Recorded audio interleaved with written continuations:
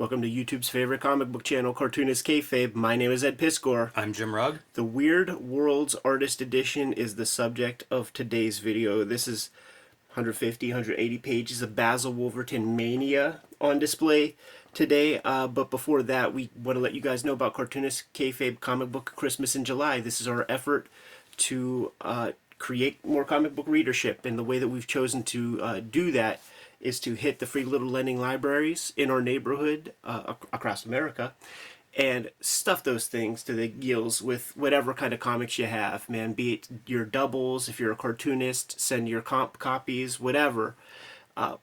Stuff these free little lending libraries with comics the very last Saturday in July, and let's celebrate Cartoonist Kayfabe Comic Book Christmas in July by knowing that we've taken some action steps to create future comic book readers. We have a Patreon, and that is part of what this video is brought to you by. And the King Kayfabers on the Patreon are privy to all of our videos before anybody else, plus a live stream recording session with a few dozen people in there right now. We just started up today. This one's going to go fast, man. The Weird Worlds Artist Edition. In fact, the King Kayfabers are scooping it up as we speak. More power to them, because this was a Heroes pickup for me from Heroes Aren't Hard to Find, the comic shop behind the Great Convention. And I've been looking for this for a bit because it is out of print. So yeah, if you guys are watching at home and you find one of these at a reasonable price, grab it, because they're not that easy to find. Yeah. Jimmy, why don't you tell the story behind how you acquired this piece, man? Because it was a pretty big Willy Baller move. Yeah, we had a crowd had gathered around this book at Heroes After Party, and whenever I realized what everybody was looking at, I started asking if someone else was going to buy it. There were no takers, so fortunately I got to come home with it. But it was very fun to actually sit in Heroes and go through this page by page with a bunch of cartoonists all weighing in on it. So we'll share some of that insight today. How about the M pages, dude? This whole thing is just phenomenal. Look at the scribbles already, because this is a blown up panel. Right. It's hard to tell how small this panel is to be blown up, and you can see how much he puts on the page. Pointillism here, like a scribble texture here, cross hatching. Basil Wolverton, there is no peer. but he definitely has some influence, and we'll call out some of that stuff as we get dipping into this. Here are our guys who donated the pages in scans. Our man Glenn Bray is on the docket. Does this mean it's a third printing? No, it's still first printing. I see. But Artist Edition 18, so this is a pretty early edition. Yeah, I don't think they even number them any longer. Nice intro piece by Robert Williams, fine art painter at this point, Juxtaposed magazine, underground guy going back to Zap. Like, we could go on and on about him. He looks like a goddamn Manson guy. Tex Watson in the flesh there. This, go back one more. This is Wolverton's famous piece, right? Yeah. Lena the hyena answering a contest for Al Cap, and becomes one of the most famous cartoon images of the 20th century. He got two bites of the apple when it came to having a very unique position in comics, where his art was used on like the last panel of a strip, and the contest was building up with a little Abner, man, where he's gonna, you know, be sold off to some girl or something. The veil gets, you seen this chick walking around and she's got a veil for a while, and then Al Cap is soliciting people like, what's under that veil? This drawing comes in, and it shows up as like the last panel of a page when the veil gets pulled up. His Wolverton's first issue of Mad, we did an episode on with Warren Bernard. That was one of our CGC snuff films, and it's the same deal. There's like a comic strip by Jack Davis. They're talking about the writing on the wall, or like a drawing on the floor, and then the very last panel you get to see what that drawing is, and it's a stat. It might even be the Lena the hyena. Yeah, and it's appeared in Life magazine at the time to give a little more perspective on just what an impact that image had. Yeah. Or reach, I should say. Yeah, which goes to show you the design of this cover was not an accident. No, absolutely not. So you're seeing a good sample of his works. Because it is so early on, Scott Dunbier and crew didn't think to put the damn dates. Yeah, I would have liked to have seen the dates and also the sources of these stories, because Powerhouse Pepper appears in probably 8 different titles over the course of many years. All timelies, I believe. Yes. You know, the precursor to Marvel. There goes your sound effect that you like to point out. It's so frequently used, and it's used in this way. You the know parallel what? lines. This very much feels Al Cap-ish, where he has his own characters, but like the females all feel distinctly Cap-like. And this is one of those great, like the Golden Age artist editions often are 2-up, which Yes. means the art is drawn at double the size of the printed piece. Look at my hand; it's barely the size of a tier of panels. Yeah, massive. There are when he's going humanoid, you can't help but think of Robert Crumb, to an extent. You know, Crumb is definitely pulling from his swag, from his style. Great depth of field here, huh? Where you have like very bold lines, brush inking on the foreground characters. Another one of those zip is another one of those sound effects that you can use that way. He's also a very funny writer. He does a lot of alliteration. Not as much here, so maybe as he gets further along in this character, but like the lettering, just everything, really gorgeous. Nice Dutch angle. Mm-hmm.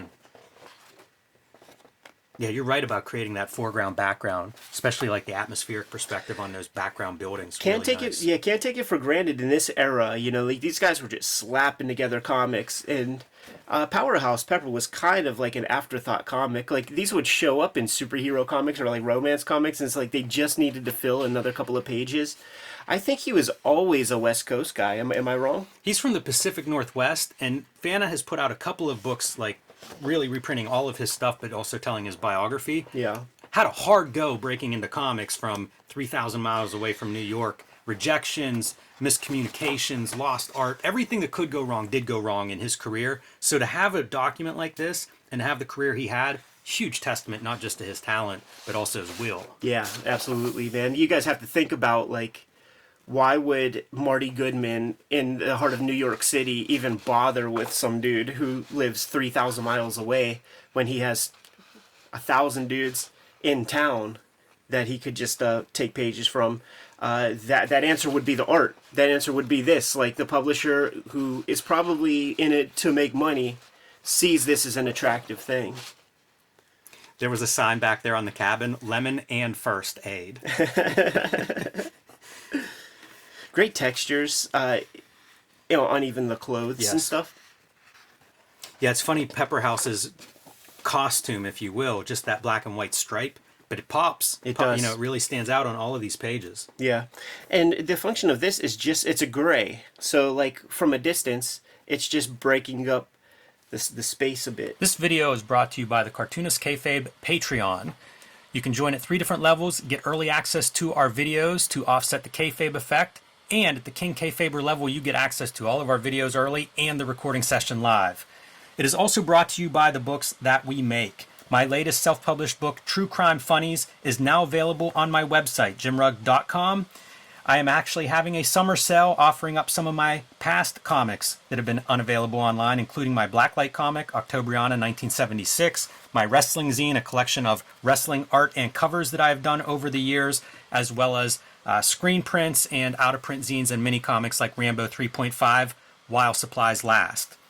Ed Piskor's upcoming books include the Hip Hop Family Tree Omnibus. You see the cover proof here. This is going to be a beautiful book. Over 500 pages, including 140 extra pages, plus all of the Hip Hop Family Tree strips. This will be in time for the holidays this year, and it'll be the book of the holidays.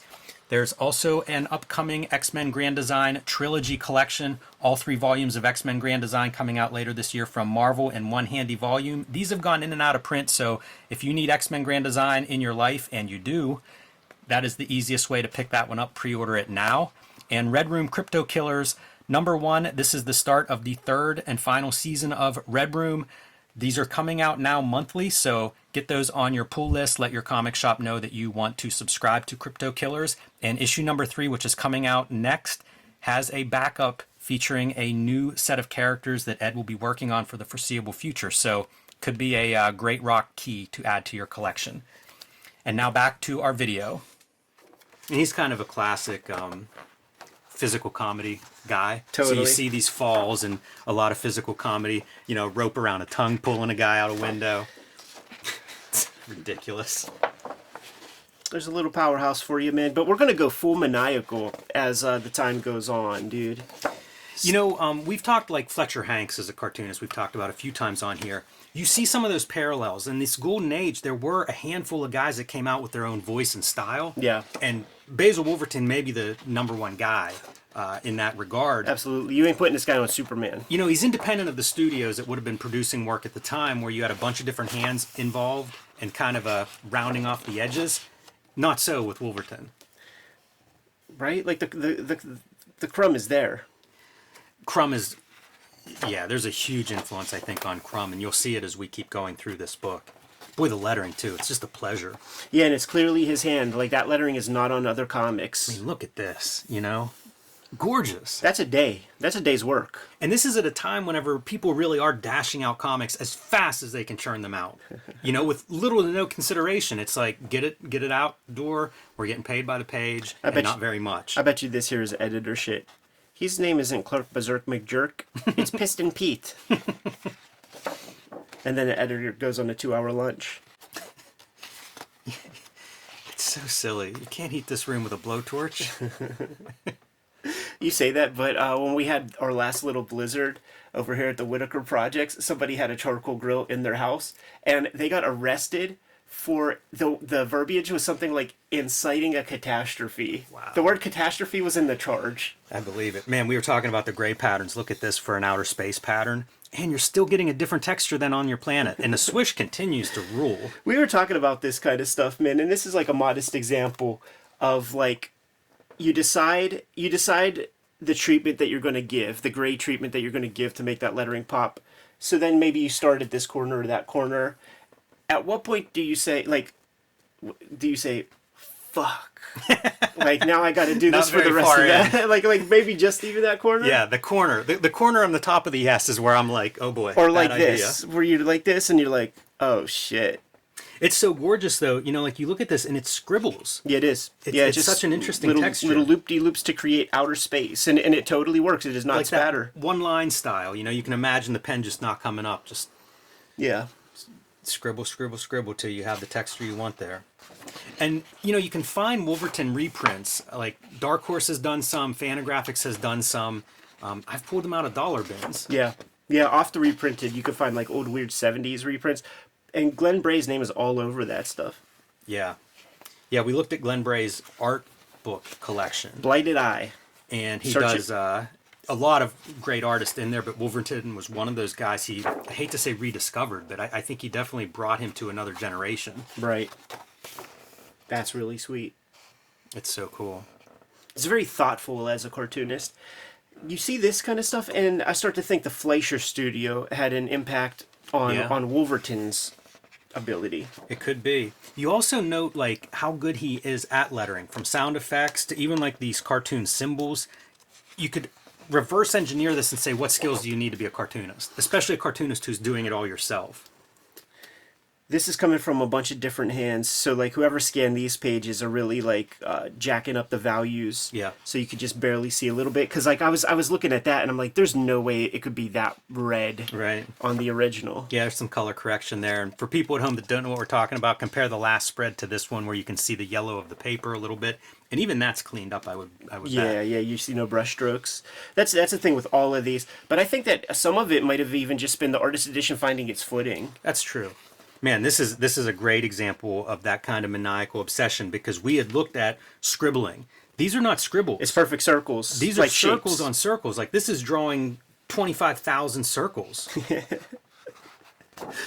You know, and it's part of what I love about him is that obsession. Now we're getting into some really awesome stuff. Space Hawk is one of those series that Dark Horse, I think they reprinted about 4 issues of this. Yeah. But you're looking at 12-panel grids of incredible levels of detail. And let's talk a second about the printing of Golden Age comics and what must that have turned into. And even if it wasn't that bad, when you start to put on like a cyan plate of color and you have dots competing with that, you're just muddying it up a whole lot. But from the stuff that I remember seeing from Space Hawk, a lot of 100% values. It was almost like LB Cool covers, except on the inside. Yeah, well said. And I think that's a good approach for this material. It's so interesting because there's a rawness to it that my mind goes to a place of folk art. Yes. But he's too good to be relegated with like outsider creators, really. Yeah, I heard a phrase at Heroes this weekend, American naive. I like that. And I think there's some qualities of that that you can find here. I love these like moons and the planets. Keep watching those at home because you'll see like, look at the cragginess of that planet, the mountains, like really taking something that could be a throwaway background and making them interesting in every panel. Looking at the sci-fi strips, it tells me that he was very much informed by pulp illustration. Yes. And that's where a lot of his hatching comes from, I have to imagine. It's kind of like the etchings of yore. Mm-hmm. I see bits sometimes of like a Virgil Finlay. Yeah. These guys who were really great in black and white. Now, I put Wolverton in that class. Now, this was a conversation with us amongst the kids that we were looking at this thing with. And we were like, okay, well, they didn't have screens or whatever back then, but like that is such a fine gradient. Like if you soften the focus of your eyes, you cannot. I can't imagine you could control a spatter like that. And as I say that, I think I see a cut right there. So I think it is a screen. Yeah, it'd be interesting to know what kind of material was available at that time. Yeah, in screens. Because it's just too flat. It's a smooth gray. Like I could believe that this one has some of its own spatter because it's lighter here, darker here, and then he's hitting it with some white to give you the shape of those cracks. It's very artfully thought about. He does gorgeous stuff with all of this black and white work. It's not one technique that he's relying on. No. Like you can see him doing these parallel lines again. You can see him feathering lines out. A lot of pen work, I think, on this strip. Yeah, not afraid to use a tech pen, which was just almost never done. Look at that, just like very subtle lighting. And this is the complete opposite mentality of the jobber mentality. Because you ain't getting paid extra for that. No. And those jobbers would tell you, like, listen, speed it up, man. You're making us look bad. Love this. You've got two different sets of, like, beams coming out of that ceiling. He's rendering them different direction for the lines on those beams to really separate them out. Look at all the imagination on this page. You got several different kinds of, like, animals that look well thought about, like in terms of anatomy and different angles on them. It's all imagination. Like, all those animals are made up. Exactly. This would have been such a wild comic for me as a kid. At the height of loving monsters and monster movies, like, this stuff would have fit right in. Absolutely. And it's raw enough that it feels achievable in terms of the book. Like, you take all of the fuss away and you look at the raw drawing. Like, it feels like you could probably do that. This is your... the end pages. End pages to just give you some idea of how big it gets blown up. That's really cool to see. I always love whenever you can find that piece in the context and see how big it is. You mentioned this not being a jobber mentality. You read those Fanographic books about how hard it was for him to break in, and it isn't. Like, clearly it's a guy who's driven, obsessed, and in love with this. Right. Like, almost has to do it. The rawness of this makes me think it comes earlier than the piece that we just looked at. It very well might have. This is 1942. That's pretty early, I think, for him. I think he's active into the 50s at least. And so this may be some of his earliest work, because it does look different than a lot of the comics that we saw, pre-Space Hawk. Some Buck Rogers influence, I would bet. The lettering here, I was talking about Harold Gray. He would use a serifed kind of font like this, of the same kind of wobble and everything. So I wonder if that's a Harold Gray stroke. Yeah, the density of these pages just really surprises me. You can't take sort of stuff for granted. Like, there is no gutter here. And these grays are touching each other, but it's never confusing. No, he's really good at creating a different value whenever they're butted up against each other. Yeah, to help those panels. Here's a good example where it's like pretty close to the same value, but he's adding a little darker because he knows, this is a pro. Yeah, you're not seeing a lot of tangents. You know what, man? Like, this is Harold Gray too. Like, Harold Gray would do this exact kind of thing. So, like, I'm feeling he's looking at Little Orphan Annie strips. He's looking at the dailies. That makes a lot of sense. Sure. Good spaceship designs. Speaking of daily strips. Yeah, this is really fun. And I wonder if this is like the oldest, because this looks very raw. It would not surprise me if this is just some submission that, didn't end up selling. It flows, too. Like exactly what it is. He's a kind of Tom Thumb character. Gets caught with a shrinking ray. So that's like, that is a perfect premise for a Basil Wolverton, in my opinion. I would like to see late period Basil Wolverton tackle this, man. Like, okay, you shrink a guy. Now let me see you traverse paper clips and They're so good. Like all the little details, the planets, the light sources. He's really bringing it. Did we come up with some conclusion on whether or not an Ames guide existed in the 30s and 40s? Like, that was a I believe it conversation did. we had, yeah. Yeah, I believe it did, and he had to be using something. These are, very consistent, the lettering lines. Yeah. I love the uplighting. Makes me wonder, like, what contemporary artists have gotten into him. Because it's hard to imagine a Charles Burns doesn't love this stuff. But I don't see it exactly in a Burns work. Right. Check out how dope this is, man. Playing with spatter. Mm-hmm. You concentrate most of it up here and let the overspray kind of blend as you fucking spatter that part. But then he's hitting the lighted, he's thinking about the lighting so clearly. There are these beams and stuff coming from here. So he's hitting those ends of the craters and really creating that beautiful 3D effect. Yeah, it's a stunning piece. And this moon could probably be done in 5 minutes. Right. And it's signed Babe Wolverton, so this is another one I look at and think, like, how old is this piece? Right. Because the perspectives are, there's some weird stuff in there. There's looks some like, really good stuff, but some weird stuff. Yeah, it looks like fanzine artwork. Yeah. Like, I wish it was dated. raw. I wonder if there just weren't dates available for some of this stuff. These strokes, these raw ones, where you just know he's tearing up the paper with the ink and all that. Very Harriman-like. Mm-hmm. And then you get over here and it's so controlled. Yeah. From these background heavy lines here too. Like if that's done with a nib, putting pressure down to get that heavy line, and then you cut down here and it's these perfect edges, no holding line or anything, but just very controlled. And even the ground plane, now we go to horizontal instead of the vertical lines. Speaks more to that Fleischer, that old animation that would just be surreal, psychedelic. You can see why, like, some of those underground dudes in the 60s probably gravitated to this stuff. This is just insane. What is that? Damn, this is another, like, fanzine type, super old looking piece. And we were looking at this, and I was wondering I think this might be, see, because the levels are blown out, you can't tell, but I think it is a duotone. Yeah. But he's doing interesting stuff with it. Like, he's not letting it lay even, so he's, like, maybe, like, got some kind of spongy dauber. Like you could kind of see the daubs. Yeah, coming in with white on top. There's just so much going on there. I wonder if that's a submission too, or if that's something that was actually printed. And now we're working under a pseudonym. Yeah. I'd like to think... It's funny, because he's signing it down here. So maybe this was a fill-in or something. I'd like to think that he got rejected from that publisher, and he was like, well, let's see if they like Dennis Langdon work. He'd be hard to obfuscate. Yeah, I was gonna say you're not fooling too many people with this. You see, the Basil ain't on all of this stuff, so I think that might have gone on afterward. Maybe that was the editor doing some of his editing. Hey Basil, you're filling in. Look at that for a shirt design.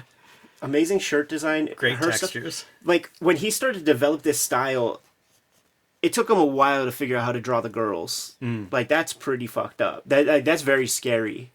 There's some Golden Age covers with him that are like horror covers. Yeah. And you had to be able to draw a good looking girl. So you get like all the cool Basil Wolverton stuff and then like this pretty face in the middle of it. And it's very weird. We were looking at this stuff for line making and movement and stuff. Really an interesting effect. Yeah. Yeah. Just kind of, you got the consistent coat so that you see that he's just able to like change his jibs.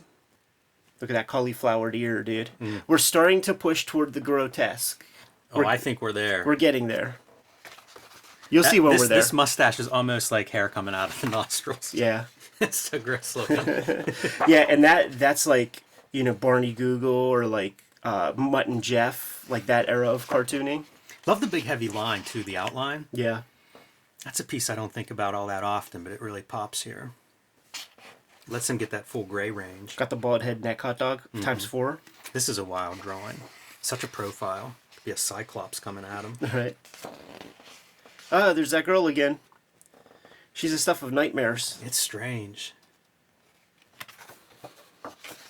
I see so much contemporary cartooning in some of this stuff too. Like an eyeball here or a line there that reminds me of like Gilbert Hernandez, some of those heavy lines.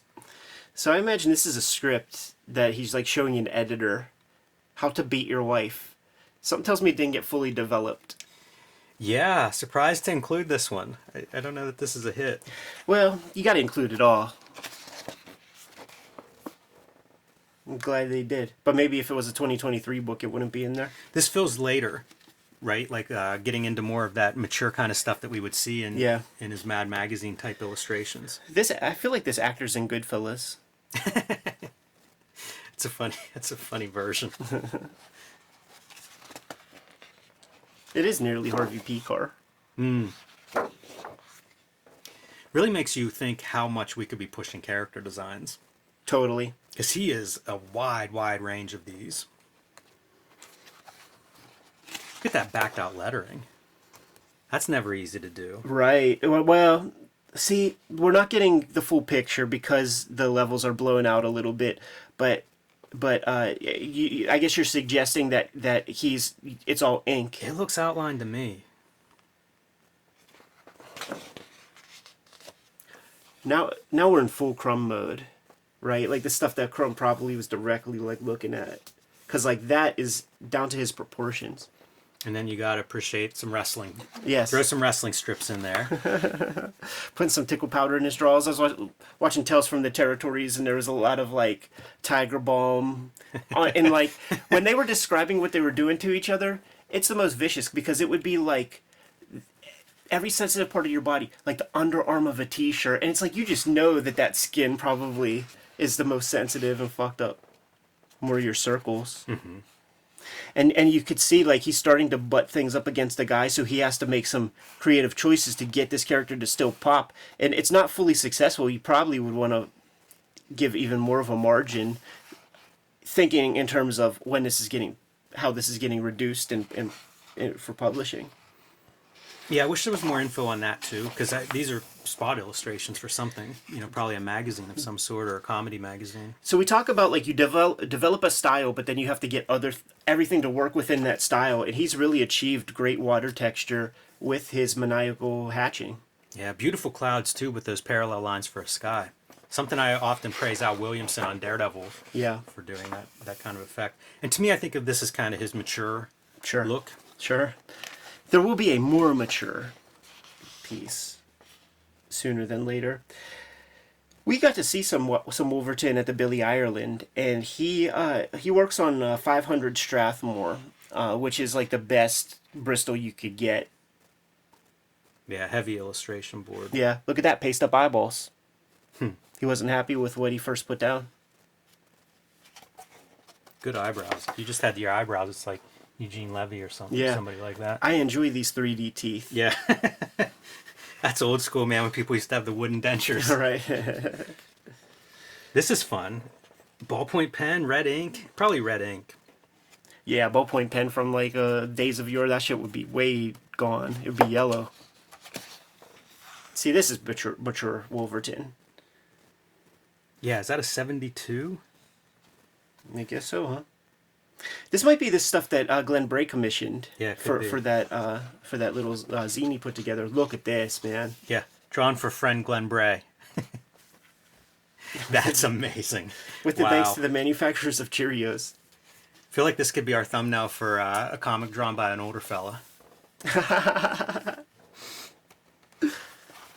That's great. Yeah. These are templates, by the way. I was looking at that very closely, and it's cool. circle templates, like perfect circles in that eyeball. And that just You know what, dude? drugged out, popped out eyeball. It's not, man. It's a compass because you can see the needle. You see the needle right in the very middle, man. I don't know how somebody does a little circle like that with a compass. That's a hard thing to do. Yeah, no, I think you got a good pen, you could do it. Yeah, because those are perfect circles around it. Like, that is a needle. This is another classic. The veins. It's so good at doing different texture on there. Yeah. Flaky dandruff head. Looks like the San Andreas like fault. It's really gross. And just like a connective network of veinage. Veins and wrinkles. I don't even know what's going on here. This is like that plant from a few pages ago. I'm Head's pretty just sure this coming is a out. reasonably sober guy. Yeah, I think so. Yeah, a devout Christian. Oh yeah, we'll be getting into some of that, right? Here we go. I thought originally that this book was mostly made up of these Bible drawings. And I think that's why a lot of people didn't grab it, because they in their mind's eye, like they're like, I want, like the stuff that we just looked at. I would say that this cover's not the most attractive in terms of like what's inside here. There were a lot of better drawings to put. This is one of those Bible drawings on the cover. Yeah, it is. Well, that's what I'm saying. That's what led you to believe. There was a collection of those, and that's expensive in the aftermarket. But when you get here, it's like, no, I'm totally satisfied. I would love to look at this. They're beautiful. Like, these are just like fine art drawings. But he's really figuring out that hatching stuff, because like it doesn't go anywhere. It's a singular value a lot of the times, Some duo shade pieces. Duo shade on top of the hatching. Like, let's see what that looks like in print. Yeah, I'm curious about that. These are fun, like very detailed buildings. Makes me wonder, like, did he draw this at this size? Do you think this is bigger and being guys, reduced? Because that's nuts, that detail. I'm going to stick my head into the camera a little bit. Yeah, that is obsessive. Like I mean, this too. Because like you could do like a couple, and he kind of did, right? Like the intention was probably to do all that, but then he's like, I'll just do this. But even making those marks, you could get lazy, and he never gets lazy. There's another. Yeah, this is like, it's so neat with the perspective, like the dark line that is not going over those very, very thin, I'll call them gutters, but like those very thin white lines. Yeah. Like he's dragging hundreds of black lines up to that neatly. He can be an Otomo assistant. That's what I think of too with some of these.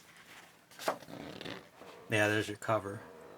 Yeah, that's not the image to put, from all the stuff that we looked at, that's not the image to put on the cover. That's amazing. Again, for just the grossness of looking at that. Boy, he figured out textures that just are one of the things ugly. that he's great at is consistent lighting. Because like when you start to play with this and you start to make choices, you want to kind of stick to that. Because it's obvious if you don't. If you have like... It's obvious when you're just like, you developed a hatching and you're just putting it everywhere and there's no consistency. But even like the textures into the white here, that's such a smart drawing approach. Any ideas here, Jim? Play-Doh is new? I have no idea. I have no idea what this stuff is for.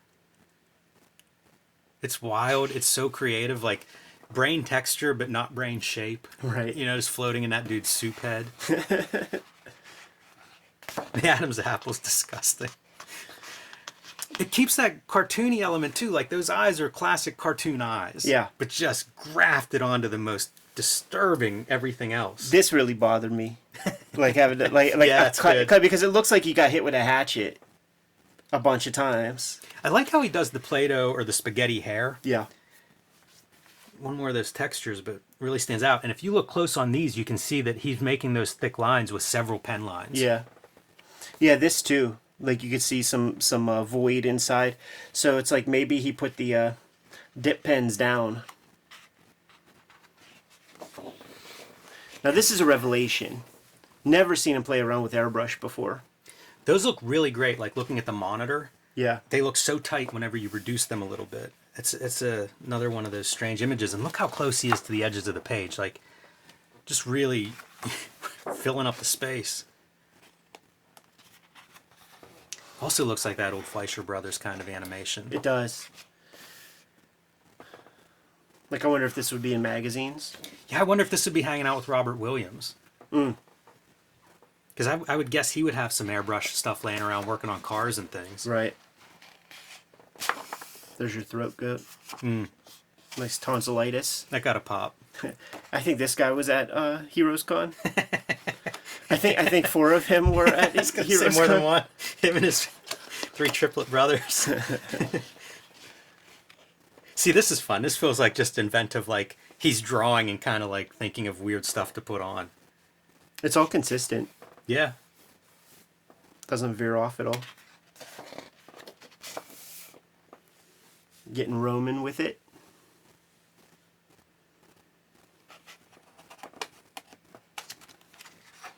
That could almost be a caricature.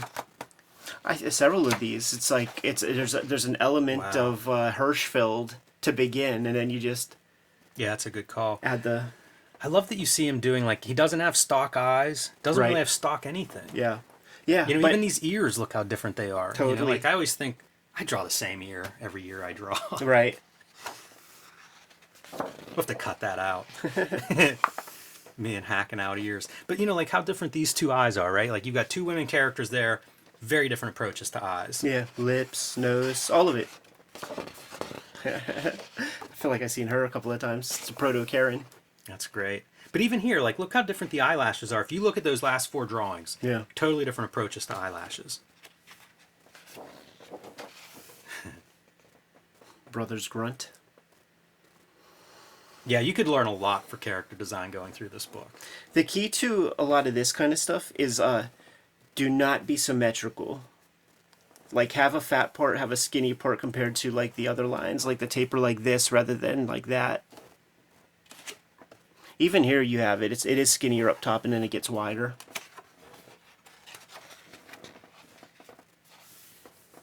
That feels like your classic 1960s mean boss. Right. I feel like this is an image that I would think about often. Yeah, very disturbing. The more you look at it, the more upsetting it is. Born 1909. Great little artist edition, man. Yeah. Like I say, I'm excited to spend some time with this and just really kind of take some stuff in terms of the character design and the cartooning. Yeah. Get the impression that the editors and designers appreciated that water texture also, huh, Jimmy? Oh, it's amazing. How couldn't you? I feel like a more late period Basil Wolverton would put some bubbles right about there. Bubbles would be a good choice. Look at the Kirby foam. Crackle. Good foam. You know what it all is. And then there's no white out there as far as the scan reveals, but it's just controlled hatching. You know what there is, though, is like an ink wash. Wonder if something got wet there before Yeah. it was dried. It didn't pass the spit test. This is the kind of lighting that I adore, man, and it's one of the things in Crumb's work that I really like, because it really, like, I spent some time trying to figure out how to do that. It really sells you on the three-dimensionality of this 2D drawing. I also like that he's doing cartoony stuff, like very, very cartoony style. Yeah. But it doesn't shortchange on the rendering. Like, I see a lot of cartoony style today where it's almost like, oh, this is my shorthand for, like, draw it real fast. Right. I don't feel like this stuff is drawn real fast. Not Well, it at may all. be, but he's putting the time in so that whatever he makes up for on a quick outline of a figure, he's not done with the piece yet. You know, Yeah. like this kind of rendering and stuff. There's no real shortcut to that. There it is, man. Basil Wolverton's Weird Worlds Artist Edition. If you're good to go, I'm good to go, Jimmy. Yes, sir. Kayfabers, like, follow, subscribe to the YouTube channel. Hit the bell so that we can notify you when new videos are available. Cartoonist Kayfabe Comic Book Christmas in July is coming the very last Saturday in July. We're taking a bunch of our comp copies. We're taking a bunch of our comic book doubles. We're going around to the free little lending libraries in our neighborhoods and stuffing those fresh comics into those boxes in an attempt to expose people to more comics. And we're quite sure that some comic book readers will be generated that way. It's going to be fun, Jimmy, in a couple of years when people start coming out saying that that's how they found their first comics and things. It's going to happen. So that'll be the last Saturday in July. We encourage you guys all to participate in that. But we also have a Patreon, and that is where the King Kayfabers are seeing these videos first. I took a little Google search online before we did this video, Jimmy. There's a couple weird worlds out there, but there might not be now because the King Kayfabers bought them. So join our Patreon. You have access to our live stream and the videos before anybody else. But ultimately, the videos are brought to you by the books that we make. So Jimmy, tell the people what you got. My latest book, self-published, True Crime Funnies. 3 short stories, nonfiction. And people were asking, it just debuted last week, and now it's available on my website by the time you're watching this video, jimrugg.com. I'm also putting up some of my extra comics from the past few years, like my Blacklight Octobriana, Wrestling Zine, and whatever other extras I have pulled out of my boxes of comps and doubles and all of that. So join me on there to fill out your Jim Rugg collection, and join me on patreon.com/jimrugg to read my latest comics. The canaries are gleaming on the Hip Hop Family Tree Omnibus. This is the size of the spine. It's going to be 504 pages of comic material collecting all 4 volumes of Hip Hop Family Tree with about 140 pages or so of additional material that's coming to you in time for the holidays. So scoop it up, put in your pre-orders now. So many of you have pre-ordered already, but I bet you if you think about it, you got a hip hop fan in your life, and this is going to be like they don't know about this. That's going to be an amazing present to people. There's also going to be in time for the holidays. The X-Men Grand Design Trilogy is coming to you in trade paperback format. So make sure you get your hands on that. And the scale of this lets you sort of know it's the hip hop book is almost like the standard size. Red Room Crypto Killers is the latest comic that I'm working on. Issue 2 should be out anytime now at this point, man. Murder on the Dark Web for Fun and Profit is the name of the game. Each of these comics is completely self-contained, so if you see an issue of Red Room, scoop it up and make sure you put in your orders for Red Room Crypto Killers 3. That's going to be a hot key because the backup feature is the subject of the daily strip that I'm working on now. The daily strip is not released yet. I'm going to get 100 strips done before I start putting it out, but I will make it available when the time comes. But that comic's going to be a hot one in terms of the Eddie P bibliography. What else do we got going on, Jimmy? Subscribe to the Cartoonist Kayfabe newsletter at the links below the video. You can also find Cartoonist Kayfabe t-shirts, merchandise, hats, fanny packs, stickers, and more at our spread shop. That link is also under this video. All good ways to support the Cartoonist Kayfabe channel. Give them those marching orders and we'll be on our way, Jimmy. Make more comics.